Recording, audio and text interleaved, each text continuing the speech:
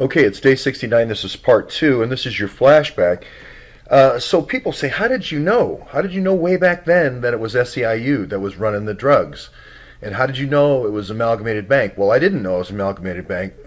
Brainy Blonde told me. But I did know it was SEIU.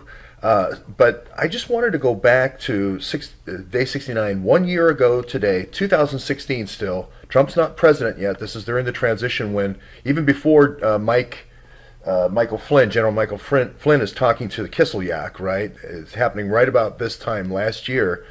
What I'm going to do is I'm shortening the videos to the most interesting part, and I'm just going to squeeze the videos a little bit, but I'll give you a little flavor of this with Tyler Drumheller.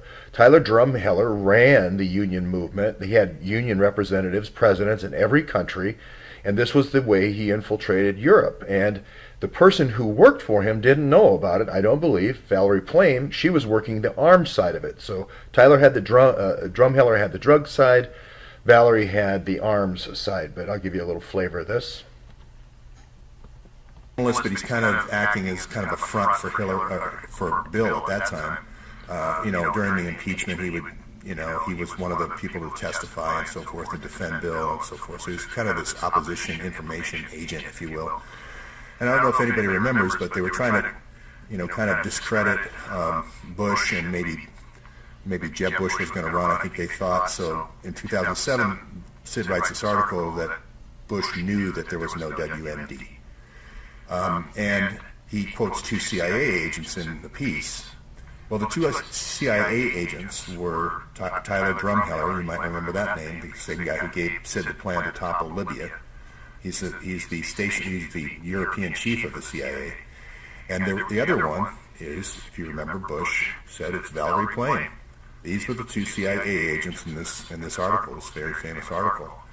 And you can see here Valerie Plame tweeting last year when he died. That was her boss. So what was she doing in Europe? Well, it was the... So, and then the other piece is people say, oh, ports, you're just picking up the ports now. You're late to the game. You really don't. You didn't really figure the ports out until recently, until June. Some people say I didn't figure it out till the day they did the parallel construction. So I'll just play a little clip here. I just want to say that this Army of Northern Virginia here, if you have somebody who's the governor of Virginia, he has control of the ports of Virginia.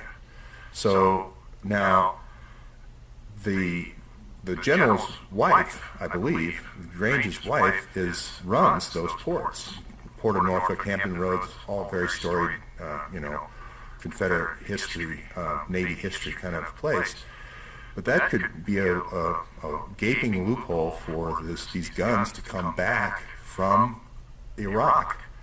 And the officers and agents that McCabe wanted in his quid pro quo for Iraq, he didn't want them for Haiti, he wanted them for Iraq. So there you go. This is going to keep coming back over and over. And this last year's group of videos, and now we're almost up to 2,000 videos, is kind of like file footage, for a newspaper, or file footage for a television station now, or a news organization. And I'm going to just keep going back and pulling clips to show that this is the same operation happening in the United States with SEIU, with all the SEIU janitors and the DEA agents who are their kind of handlers or wranglers or whatever you want to call them. The whole thing being the wranglers being recruited out of the reserve, the military reserves. It's going to be the military reserves here in D.C., I believe, which is a joint reserve, I believe. More on that later, but this is going to keep coming back because what I was talking about back then never changes. Motive and modus operandi never change.